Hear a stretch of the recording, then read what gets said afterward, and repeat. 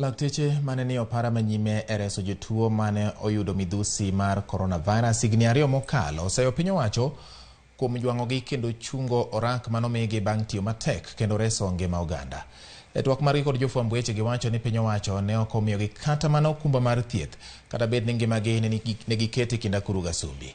Gikwayo piny owacho mondo omigi kata mana tich kaluwore ni thothgi ne owito tijegi e ute thieth mane oriko gitiye bang' chiwore mar tiyo kod piny owacho e kindeno mar midhusi mar korona.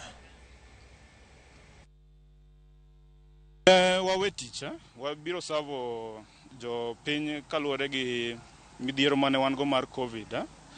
But nwawe tije wa moko kwa biro mondo wasav jo Kenya kendo wati kendo wa make sure ni Covid oko spread ne dewa ne joma ni dala. But kane contract do rumo no gi consider wa. Koro ne giwewa sani ji onge tich waonge tich kaka neno wakani watagore kamano. Koro government no akwayo mondo oti kodwa kendo omedwa kata ka ketwa kumoro wati mondo wamed savo jo pinywa gi chuny kaka nwa savo gi chon. Referring back to 2015, there was Ebola, and there is these people who came out to respond to it.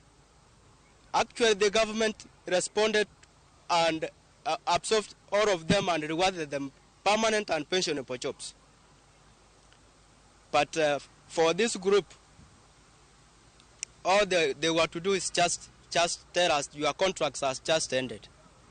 We are not happy, and we are suffering out there. After our contract ended, there was an advert which was put on the MOH website of the same job which we were doing, but after a week it was pulled down, and there is nothing has been communicated back since then.